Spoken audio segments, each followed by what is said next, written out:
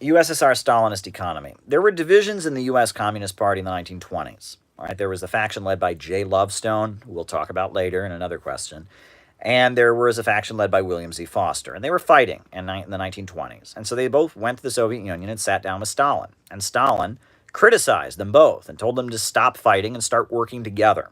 And when he did that, one of the things that he criticized both factions in the American Communist Party for doing was calling themselves the Stalinist faction. And Stalin said to the American communists, there is no such thing as Stalinism. I am simply a Marxist-Leninist, right? And Stalin vehemently insisted there was no such thing as Stalinism, right? And that there wasn't a such thing. Now, in academia and in what you might call like Marxist or Marxist academia, people use the word Stalinism to refer to what they also will refer to as really existing socialism, or I believe in German, they make it one word, they call it real socialism, or maybe that's in other languages too, but it refers to a particular model, a particular economic and political model that was popular during the Cold War, which, yes, I mean, you can credit Stalin with being the person who pioneered it largely, but it's not Stalinism. It's just, it was an effective model where you have a communist party that is in power, that nationalizes all industries and sets the agenda with a 5-year economic plan. You kind of have a leader who is the face of the revolution, like a national figure who's just widely loved. The leader of the revolution goes throughout the country mobilizing and encouraging people to work. He visits factories every day and shakes people's hands. And the country is like a giant corporation. And that guy, Stalin, Fidel Castro, Mao, whoever, is like the CEO, kind of.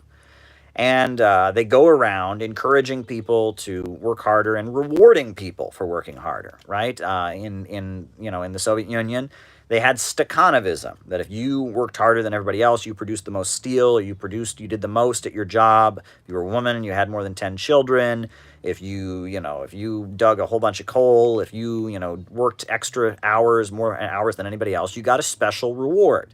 And you were considered to be a national hero. And it was kind of building a spirit of working hard. Like, the people we honor are those who work the hardest, right? And the person who hands out that award was usually Stalin or, Fidel Castro or Kim Il-sung or whoever. And in fact, when Kim Jong-il died, he was on a train. And Kim Jong-il, if you look at what he did in North Korea, almost every day he visited a different factory. He visited a different workplace, right? Factory, electrical plant, power plant, coal mine. And he would show up and shake hands with the workers, give them a patriotic speech, and give out a reward to the workers who worked the hardest. This is what you can call the Soviet economic model that was pioneered largely by Stalin. Government nationalizes industries, has a 5-year plan. You have a charismatic leader at the center who's kind of the CEO or the coach or whatever. And then you have like material incentives for whoever works the hardest, and you encourage this spirit of national unity. And the whole country is kind of competing, to please the leader, right? The goal is, well, we want to have the best results at our factory because we want the leader to honor us. We want to get the cash incentive, and those who work the hardest are kind of considered the most patriotic, right? And it's a very effective model, and it works very, very well in taking a country that's deeply poor and in making it fully industrialized. And the Soviet Union did that. China did that. Cuba did that. North Korea did that. And, you look at during the Cold War, before the fall of the Soviet Union, this was very effective. You could take a very poor country and you could nationalize the industries. You could have a leader who was like the face of the country, who was like the symbol of the country's aspirations, and he could mobilize the country to just work hard, and with a centrally planned 5-year plan economy, you could build up the economy. It has some problems. The problems set in later, though. It's very good for countries when they have no industry, when they're not industrialized, and they are rapidly industrializing. The problems set in later. Right? The problems set in after a while, which is after the country has been fully industrialized. There is a kind of atmosphere that sets in where all of a sudden people, while they're being encouraged to admire the hardest workers and all of that, there kind of sets in a moment of cynicism where you get people, like, everyone has to work at a government industry because there are no other industries, right? There's no other jobs. You work for the government. The government is the only employer. And there starts to be an atmosphere where there's a lot of people who don't want to be in those government industries. They want to be somewhere else, but they're stuck in the government industry. And there starts to be an atmosphere where the person who works the hardest, maybe they get a reward, but all their other coworkers are like, "Oh, you're showing us up, you jerk. We're all, trying to, do as little as we can for the benefit of the group, but you're a show off, you're working hard." And it kind of stagnates. It doesn't collapse. It just kind of stagnates. And that's why it was necessary. It was necessary to, have a market sector. A story I always heard is that in Cuba, right, there was a problem. There was a doctor, right? In Cuba, yes, right, the government worked very, very hard to encourage people to be doctors. Hard, doctors. We need doctors in our great nation. We're going to build a medical school, but there was a problem, right? Right. So this guy, he went to medical school. He worked harder than anybody else. He became a doctor. He's a doctor.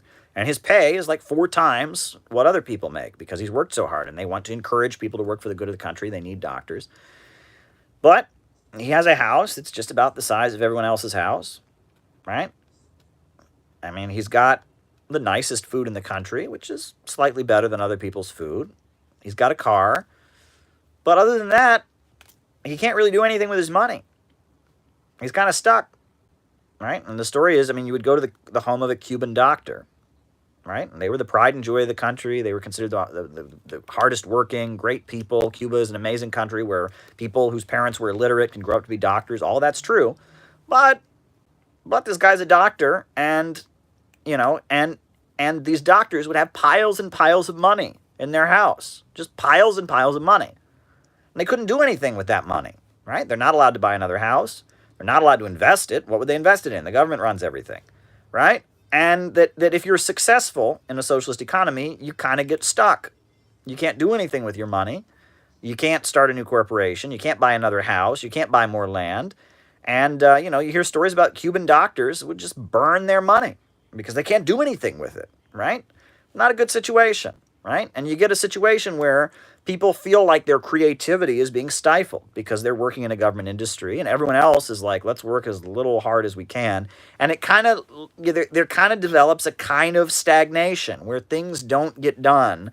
And that happened. And there's those jokes about the Soviet Union and all of that. That's why it's necessary to have a market sector, is that you get this stagnation where that energy of the leader, right? That's the 5-year plans. That's Stalin, the leader, is encouraging everyone to build up. And they do it. And they build it up amazingly.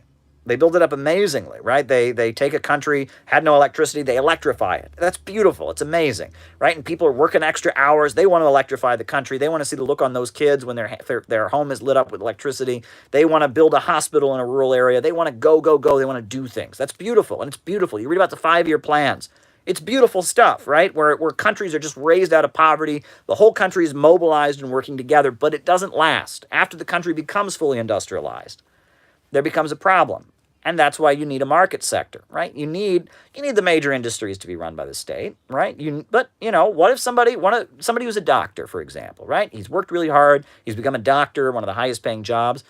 Shouldn't he be able to, have the money, the extra money he's made from being a doctor, and maybe he wants to help a relative of his open a hotel, and this relative, they'll build up this hotel. It'll be kind of a novelty hotel. They'll design it, and why not, right? What about restaurants, for example? People tell stories about in Soviet restaurants. There was a problem. You would get the worst service ever. Why? Because the less food and the less people who came, the more food the waiters got to take home with them at the end of the night. There's a great talk by Michael Parenti where he talks about the problems of really existing socialism, but then he explains how much worse it was when capitalism was restored all over Eastern Europe, right? That there are problems with really existing socialism, what some people mistakenly would call a Stalinist economic model. It has its problems. I don't think the government should run hotels. I don't think the government should run restaurants. I think that worker cooperatives are good, right? Right? In the Soviet Union, the farms were cooperative. They were collective farms. They sold their agriculture to the state. They were not state industries, right? And that, a socialist society is going to have a mixture of state enterprises, cooperative enterprises, and private enterprises. The point about socialism is not that the government owns absolutely everything. That's not what socialism is. If that was the case, Saudi Arabia would be socialist. Socialism is not about state ownership. It's about why is production carried out. Under capitalism, production is carried out for the purpose of profit. Under socialism, the economy is organized to serve public good, and the state, through ownership, through control, through regulation, forces the economy to work in the interests of the population and public good and society. The economy is not organized on the basis of profit. Frederick Engels, he famously said, under capitalism, the means of production only function as preliminary transformation into capital. Mao Zedong said capitalism is when profits are in command. Well, you can have a society with a market sector where you have a strong state that makes sure that market sector and profits don't end up in command, right? That's the difference between capitalism and socialism, and that must be said. And in the 80s, the Soviet Union needed change. It really needed change. It couldn't continue the way it was going. The stagnation and the political problems. There was a lot of unrest underneath the surface. There was a lot of dissatisfaction. And unfortunately, in response to a situation where change was needed, you had the rise of Gorbachev and perestroika and glasnost. And the change they got destroyed the Soviet Union. Basically, the Soviet Union was built in a way that it could not bend. So it broke, right? They tried to bend with perestroika and glasnost, and they broke, and the Soviet Union fell.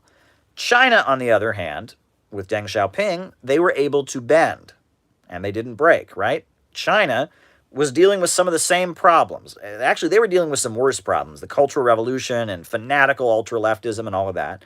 But China, 1978, with their reform and opening up, they adjusted in a way that didn't lead to the overthrow of socialism. So that's the only point I want to make about that. I hope that was a long answer, but it's a big question that must be raised.